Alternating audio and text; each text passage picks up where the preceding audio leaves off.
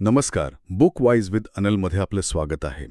कधी विचार केलाय का की आपल्या मोबाईलच्या निळ्या प्रकाशाबाहेर एक असं जग आहे जिथे प्रत्येक झाड आणि प्रत्येक पक्षी एक वेगळी भाषा बोलतो?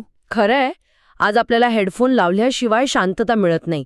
अशात मारुती चितमपल्ली सरांचं हे पुस्तक म्हणजे एक डिजिटल डिटॉक्स वाटतं, नाही का? अगदी. हे पुस्तक म्हणजे फक्त निसर्गाचं वर्णन नाही, तर ती एक अशी सफर आहे जिथे माणूस स्वतःला हरवून निसर्गाचा भाग बनतो. चला तर मग या सफरीवर निघूया. आपण सुरुवात करूया त्या एका क्षणापासून जो या पुस्तकाचा आत्मा आहे असं मला वाटतं. अच्छा. हो, कल्पना करा, नागझिराचं ते घनदाट शांत जंगल. सकाळीची कोवळी किरणं उंच झाडांच्या गर्दीतून जमिनीवर ठिपके काढत आहेत. तुम्ही एका अरुंद पायवाटेवरून चालत आहात. पायाखाली सुक्या पानांचा तो कुरकुरीत आवाज येतोय. हवेत मातीचा आणि ओल्या पानांचा एक मिश्र धुंद करणारा सुगंध आहे. वाह. आणि पक्ष्यांचे अगणित आवाज. पण ते नेहमीचे आवाज नाहीत, त्यात एक गूढता आहे, एक लय आहे. लेखक मारुती चितमपल्ली आपल्याला याच जगात घेऊन जातात. आपण त्यांच्यासोबत फिरतोय जणू. अगदी. आणि मग अचानक एका क्षणासाठी सगळं काही थांबतं. काय होतं नेमकं? तो असा कोणता क्षण आहे? त्यांची नजर आकाशात एका गोष्टीवर खिळते. एका उंच सुकलेल्या झाडाच्या शेंड्यावर एक पक्षी बसलेला असतो. तो साधासुधा पक्षी नसतो, तो असतो सुवर्ण गरुड. सुवर्ण गरुड. हो, त्याचं ते तेजस्वी सोनेरी रूप, ती भेदक तीक्ष्ण नजर आणि पंखांची ती भव्यता. लेखक म्हणतात की तो क्षण इतका प्रभावी होता, इतका भारून टाकणारा होता की त्यांना विल्यम ब्लेक या महान कवीची एक ओळ आठवली. कोणती? When thou seest an eagle, thou seest a portion of genius. Lift up thy head. वा. जेव्हा तू गरुड पाहतोस तेव्हा तू प्रतिभेचा एक अंश पाहतोस. तुझी मान अभिमानाने वर कर. क्या कमाल आहे. बरोबर. म्हणजे काय आहे ना, आजकाल आपल्या पिढीचं कसं झालंय, आपण एखादा सुंदर पक्षी पाहिला की लगेच मोबाईल काढतो, हो. फोटो काढतो, इंस्टाग्रामवर स्टोरी टाकतो. आपलं लक्ष त्या अनुभवापेक्षा त्या अनुभवाच्या प्रदर्शनावर जास्त असतं. अगदी. पण लेखकासाठी तो एक पक्षी म्हणजे एका प्राचीन रहस्याचं प्रतीक होता. तो एक अनुभव होता, एक साक्षात्कार होता. जणू काही निसर्ग त्यांच्याशी थेट बोलत होता. अगदी बरोबर. तो फक्त एक पक्षी नव्हता, तर ते जंगलाचं, त्या निसर्गाचं एक जिवंत प्रतीक होतं. त्याचं ते रुबाबदार दिसणं, ती नजर, जणू काही तो त्या जंगलाचा राजाच आहे. आणि तो आपल्याला सांगतोय की माझ्या या साम्राज्यात प्रवेश करण्याआधी तुमची शहरी ओळख, तुमचा अहंकार हे सगळं बाहेरच ठेवून या. हा अनुभव फक्त डोळ्यांनी पाहण्याचा नाही, तर तो मनाने अनुभवण्याचा आहे. बरोबर. चितमपल्ली आपल्याला हेच शिकवतात.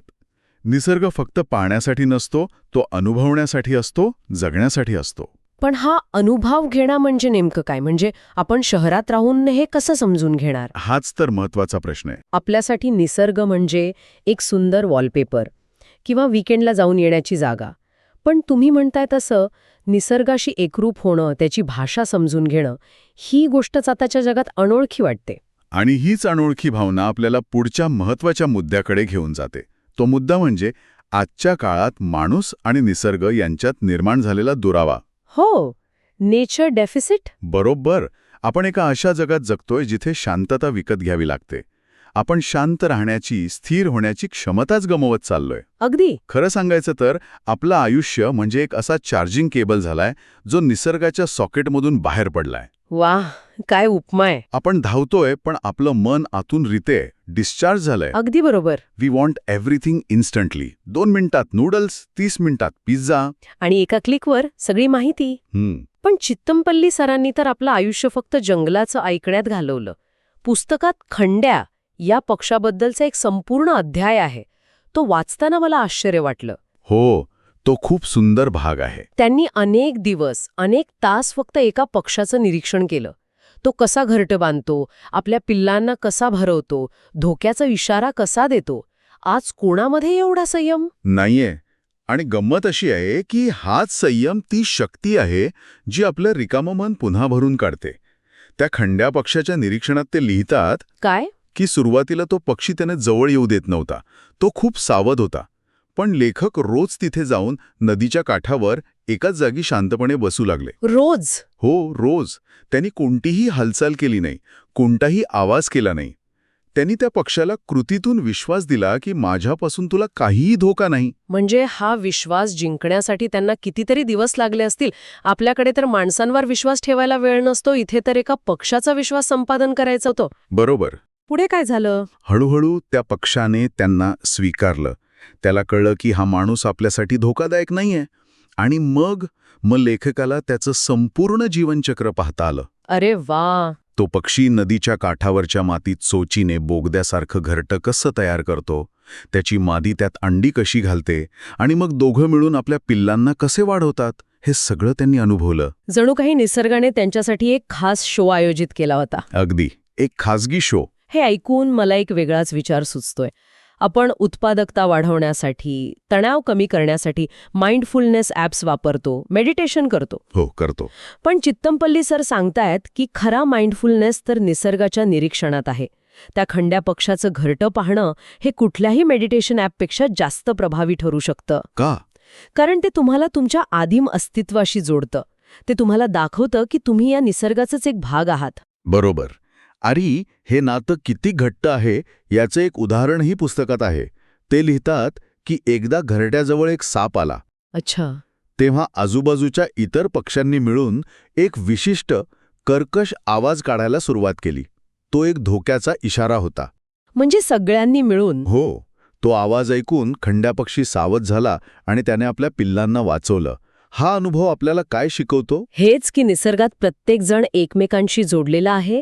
तिथे एक अदृश्य कम्युनिकेशन नेटवर्क आहे. हो. आणि ते नेटवर्क पकडण्यासाठी आपल्याला आपला आतला अँटेना सुरू करावा लागतो, जो शहरातल्या गोंगाटात, सोशल मीडियाच्या नोटिफिकेशन्समध्ये बंद पडलाय. अगदी बरोबर, बंद पडलाय. गंमत म्हणजे हीच डिस्कनेक्ट होण्याची भावना माणसाला वीकेंड गेटवेकडे ढकलते, पण तिथे जाऊनही तो निसर्ग अनुभवायला विसरतो आणि फक्त फोटो काढण्यात समाधान मानतो. आणि निसर्गाशी परत जोडलं जाण्यासाठी, तो बंद पडलेला अँटेना पुन्हा सुरू करण्यासाठी चितमपल्ली सरांनी एक सुंदर संकल्पना दिलीये. कोणती? ती म्हणजे अरण्य वाचन.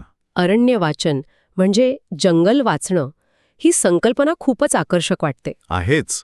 हे केवळ निरीक्षणापेक्षा वेगळं आहे ना, कारण अनेक जण बर्ड वॉचिंग किंवा ट्रेकिंग करतात, पण वाचन या शब्दात एक सखोल अर्थ दडल्याचं वाटतं. नक्कीच. अरण्य वाचन म्हणजे जंगल वाचायला शिकणं. त्यांच्यासाठी जंगल म्हणजे फक्त झाडं आणि प्राणी नाहीत, तर ते एक जिवंत ग्रंथ आहे. जिवंत ग्रंथ? हो. या ग्रंथाचं प्रत्येक पान, प्रत्येक अक्षर काहीतरी सांगत असतं. फक्त आपल्याला ती लिपी वाचता आली पाहिजे. निरीक्षण ही पहिली पायरी आहे, पण वाचन म्हणजे त्या निरीक्षणातून अर्थ काढणं. म्हणजे कसं? याचं एखादं उदाहरण आहे का पुस्तकात? अनेक आहेत. जसं की जमिनीवर उमटलेली पावलं सांगतात की इथून कोणता प्राणी गेला होता, तो वाघ होता की बिबट्या, हे पावलांच्या आकारातून आणि रचनेवरून कळतं. अच्छा. तो धावत होता की शांतपणे चालत होता, हे पावलांमधील अंतरावरून समजतं. एखाद्या झाडाची तुटलेली फांदी, ती सांगते की इथे हत्तींचा कळप येऊन गेला होता. अरे वा. पक्ष्यांचा प्रत्येक आवाज हा एक संदेश असतो. जसं आपण आधी बोललो, खंड्या पक्षाच्या निरीक्षणात त्यांनी सांगितलं की एक विशिष्ट आवाज धोक्याची सूचना देतो. हो. तर सुतार पक्षाचा टॉक टॉक टॉक आवाज जंगलात घडणाऱ्या एखाद्या घटनेची वर्दी देतो. हे अविश्वसनीय आहे. म्हणजे ही एक पूर्णपणे वेगळी भाषा शिकण्यासारखंच झालं. बरोबर. जी आपण शहरात राहून विसरूनच गेलो आहोत. आपल्याला फक्त माणसांची भाषा कळते, पण झाडं, पक्षी, प्राणी यांची जी एक वेगळी संवाद प्रणाली आहे ती आपल्याला कळतच नाही. आपण त्या बाबतीत पूर्णपणे निरक्षर आहोत. म्हणूनच चितमपल्ली सर म्हणतात, त्यांनी जंगल पाहिलं नाही तर ते वाचलं. पाहिलं नाही, वाचलं. हो. त्यांनी तिथल्या प्रत्येक पानावर आणि प्रत्येक पावलावर लिहिलेले संदेश उलगडले. यालाच ते अरण्य वाचन म्हणतात. हे केवळ एक कौशल्य नाही, तर ती एक साधना आहे. साधना? हो. यासाठी प्रचंड संयम, एकाग्रता आणि निसर्गाबद्दल प्रेम लागतं. ही साधना केल्यावरच जंगल तुमच्याशी बोलायला लागतं, आपली रहस्य तुमच्यासमोर उघडं करतं. आणि मग ती रहस्य आपल्याला स्वतःबद्दलही खूप काही सांगून जातात, नाही करा? जेव्हा आपण निसर्गाच्या इतक्या जवळ जातो तेव्हा आपल्याला जाणवतं की या अफाट विश्वात आपलं अस्तित्व किती लहान आहे आणि तरीही या मोठ्या चक्राचा आपण किती महत्वाचा भाग आहोत. आपला अहंकार, आपल्या चिंता सगळं काही त्या जंगलाच्या विशालतेसमोर विरघळून जातं. अगदी बरोबर. अरण्य वाचन म्हणजे फक्त जंगल वाचणं नाही, तर त्यातून स्वतःला वाचायला शिकणं. स्वतःच्या आत दडलेल्या आदिम प्रवृत्तींना पुन्हा एकदा ओळखायला शिकणं. शहराच्या धावपळीत आपण जे काही बनलो आहोत त्या मुखवट्याच्या आतला खरा मी कोण आहे हे ओळखायला शिकणं. हे सगळं एखाद्या चित्रपटासारखं वाटतंय. एक शांत, सुंदर, शिकवणारं जंगल. पण जंगल हे नेहमीच असं शांत आणि सुंदर नसतं. ते अनपेक्षितही असतं. कधीकधी ते भयावह रूप पण धारण करू शकतं. हो, हेही तितकंच खरं आहे. पुस्तकात एक असा प्रसंग आहे जिथे लेखक एका शिकारी प्राण्याच्या समोर येतात आणि तेव्हा जंगलच त्यांना एक गूढ इशारा देतं. तो साईन होता निसर्गाप्रती असलेली संपूर्ण शरणागती. जेव्हा तुम्ही निसर्गाला घाबरण्याऐवजी त्याचा आदर करता तेव्हा अरण्य स्वतःहून तुम्हाला रस्ता देतं. बापरे, म्हणजे वाघ किंवा बिबट्यासमोर असतानाही फक्त आदर तुम्हाला वाचवू शकतो. हो, कारण जंगलाचा एक स्वतःचा अलिखित नियम आहे, सन्मान दिला तरच सन्मान मिळतो. आणि मारुती चितमपल्ली यांच्या सुवर्ण गरुड या पुस्तकाचा गाभाच हा आहे. बरोबर. तर आज आपण याच नात्याबद्दल बोलणार आहोत. हो, आपण फक्त निसर्गाच्या कथा नाही ऐकणार, तर त्या कथांमधून निसर्गाचा जो दृष्टिकोन आहे तो समजून घेणार आहोत. चला तर मग. पुस्तकाची सुरुवातच होते अनामिका आणि गरुडाचे घर या कथेतून. आणि ही केवळ म्हणजे एका पक्षाची गोष्ट नाहीये. नाही. ही निसर्गाशी असलेल्या एका भावनिक नात्याची गोष्ट आहे. लेखक जेव्हा त्या गरुडाच्या जोडीला पाहतात, त्यांच्या घराट्याला पाहतात, तेव्हा ते फक्त एक निरीक्षण करत नसतात. ते त्या क्षणाचा भाग बनतात. अगदी. ते त्या जीवनचक्राचे एक भाग बनून जातात. ते सांगतात की कसं ते गरुड जोडपं एक एक काडी जमवतं, घरटं बांधतं आणि मग पिल्लांना शिकारीचे पहिले धडे देतं. हो, हे सगळं पाहताना ते फक्त एक अभ्यासक राहत नाहीत. आणि इथेच तर खरी गंमत आहे. चितमपल्ली निसर्गाकडे फक्त एक संशोधक म्हणून नाही पाहत. नाही, ते एक शिष्य म्हणून पाहतात. ते फक्त माहिती नाही गोळा करत, तर ते निसर्गाकडून जगायला शिकतात. बरोबर. ते म्हणतात सुद्धा की शहरात आपण घड्याळाप्रमाणे चालतो, पण जंगलात निसर्गाच्या संकेतांवर चालावं लागतं. अगदी. आणि म्हणूनच मला वाटतं ते विल्यम ब्लेक यांचं एक वाक्य उद्धृत करतात, "When thou seest an eagle, thou seest a portion of genius. Lift up thy head." जेव्हा तुम्ही गरुड पाहता तेव्हा तुम्ही प्रतिभेचा एक अंश पाहता. तुमचं मस्तक उंच करा. काय सुंदर विचार आहे हा. यातूनच त्यांची निसर्गाकडे आदराने पाहण्याची दृष्टी दिसते. आणि हेच तर जंगलाचं वैशिष्ट्य आहे, नाही का? मला त्यांचं एक वाक्य खूपच आवडतं. कोणतं? जंगलात घड्याळ नसतं, तिथे काळ असतो. आपण सेकंदांच्या मागे धावतो, निसर्ग ऋतूंच्या मागे चालतो. वाह, म्हणजे आपल्या धावपळीच्या आयुष्यावर किती मार्मिक भाष्य आहे. हो ना? आणि ही जी सखोल दृष्टी आहे ती त्यांना केवळ म्हणजे फक्त पुस्तकांमधून नाही मिळाली. नाही. ती मिळालीये जंगलात राहणाऱ्या मूळ माणसांकडून, तिथल्या स्थानिकांकडून. हो, त्यांचे ज्ञान तर अनुभवाचं असतं. अगदी. याचं एक उत्तम उदाहरण म्हणजे त्यांच्या लेखनातली मुकणा मोर ही कथा. अच्छा. यात माधव गोंड नावाचा एक शिकारी आहे. सुरुवातीला त्याचं काम फक्त शिकार करणं आहे, पण हळूहळू रोज प्राण्यांच्या सानिध्यात राहून त्याच्यात बदल होतो. हो, त्याच्या मनात एक प्रकारची करुणा निर्माण होते. तो निसर्गाच्या नियमांना त्या प्राण्यांच्या नजरेतून समजून घेऊ लागतो. म्हणजे तो निसर्गाचा शत्रू न राहता त्याचा मित्र बनतो, त्याचा एक भाग बनतो. आणि महत्वाचं म्हणजे तो निसर्गाची भाषा शिकतो. खरं तर लेखक म्हणतात की हे स्थानिक वनवासीच निसर्गाचे खरे वैज्ञानिक आहेत. वैज्ञानिक? हो, पण त्यांचं विज्ञान आपल्या लॅबमधल्या विज्ञानासारखं नाही. आपलं विज्ञान गोष्टींना तोडून अभ्यास करतं. हो, विश्लेषण करतं. बरोबर. पण ह्या लोकांचं ज्ञान समग्र आहे. ते एकाच वेळी झाड, त्यावरचा किडा, वाऱ्याची दिशा या सगळ्याचा एकत्रित विचार करतात. याबद्दल एखादं उदाहरण आहे का त्यांच्या लिखाणात? हो, आहे ना. ते वर्णन करतात की काही आदिवासी जमाती मुंग्यांच्या हालचालींवरून पावसाचा अंदाज लावतात. मुंग्यांच्या? कसं काय? जर मुंग्या त्यांची वारुळं उंच जागेवर बांधायला लागल्या तर समजायचं की मोठा पाऊस येणार आहे. बापरे. आता हे ज्ञान पिढ्यानपिढ्यांच्या अनुभवातून आलेलं आहे. लेखक मान्य करतात की ते त्यांच्याकडूनच निसर्ग वाचायला शिकले. हे ज्ञान पुस्तकांच्या खूप पलीकडचं आहे. म्हणजे माधव गोंडची गोष्ट ही फक्त एका व्यक्तीच्या बदल्याची नाहीये. आणि ही प्राण्यांच्या नजरेतून पाहण्याची विशाल दृष्टीच आपल्याला कदाचित पुस्तकाच्या नावाकडे घेऊन जाते. सुवर्ण गरुड. बरोबर. हे नाव का निवडलं असेल? मला वाटतं यामागे एक खोल अर्थ दडलेला आहे. गरुड हा फक्त एक पक्षी नाहीये. तो स्वातंत्र्याचं आणि विशाल दृष्टीचं प्रतीक आहे. तो आकाशात उंच उडतो आणि तिथून संपूर्ण जंगलाकडे, संपूर्ण जगाकडे एका नजरेत पाहतो. अगदी. त्याची दृष्टी तीक्ष्ण असते. सुवर्ण गरुड एक प्रकारे दूरदृष्टीचं आणि खऱ्या स्वातंत्र्याचं प्रतिनिधित्व करतो. आणि हे स्वातंत्र्य आपण कुठेतरी गमावलं आहे. हो, आपल्या 9 ते 5च्या कॉन्क्रीटच्या क्युबिकल्समध्ये शहराच्या धावपळीत आपण हेच स्वातंत्र्य कुठेतरी गमावून बसलो आहोत. आपलं जग आपल्या स्क्रीनपुरतं मर्यादित झालंय. बरोबर. आपण आपल्या छोट्या छोट्या समस्यांमध्ये, ईमेल्समध्ये इतके अडकतो की जीवनाचं जे विराट रूप आहे, जे त्या गरुडाला दिसतं. हो, गरुडासारखी उंच झेप घेण्याची गरज लेखक इथे अधोरेखित करतात. म्हणजे एक प्रकारे लेखक आपल्याला स्वतःच्या आत दडलेला तो सुवर्ण गरुड शोधायला सांगत आहेत असं म्हणता येईल का? अगदी बरोबर. तोच मुद्दा आहे.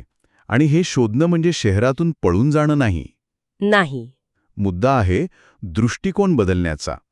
मग ती खंड्या पक्षाची गोष्ट असो किंवा शेखर नावाच्या खारीची. प्रत्येक गोष्ट आपल्याला निसर्गाच्या या विशाल पटावर आपलं स्थान काय आहे याचा विचार करायला लावते. म्हणजे तो दृष्टिकोन आपण शहरात राहूनही मिळवू शकतो. हो, नक्कीच. कदाचित बाल्कनीतल्या कुंडीतल्या रोपाला पाणी घालताना किंवा खिडकीत आलेल्या कबुतराला पाहताना तो गरुडाचा दृष्टिकोन मिळू शकतो. स्वतःच्या आतल्या स्वातंत्र्याचा हा शोध आहे. आणि या प्राण्यांच्या जगण्यात एक सहजता आहे. त्यात कोणताही बनाव नाही. बरोबर. शेखर ही खार असो किंवा मुकणाचा मोर, ते त्यांच्या मूळ स्वभावाला जागतात.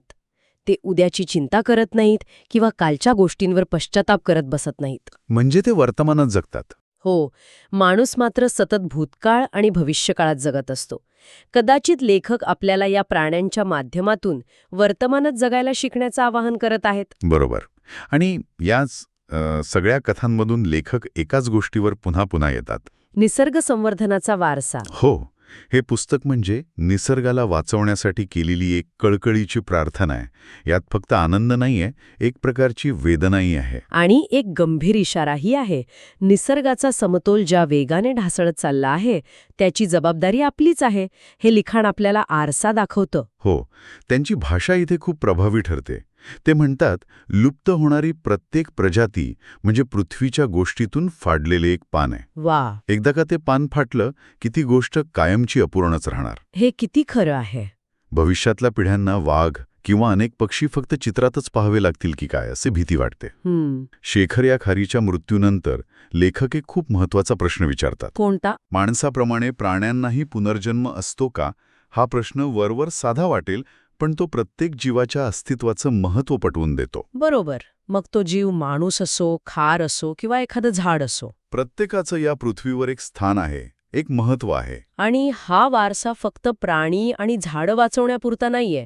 तो त्यासोबत जोडलेलं जे स्थानिक लोकांचं पारंपरिक ज्ञान आहे ते जतन करण्याचंही आहे. अगदी बरोबर. कारण जेव्हा जंगल नष्ट होतं तेव्हा त्यासोबत एक संपूर्ण संस्कृती आणि हजारो वर्षांची निसर्ग जाणीवसुद्धा नष्ट होते. माधवगुण सारखे लोक आणि त्यांचं ज्ञान जंगलाशिवाय टिकूच शकत नाही. नाही.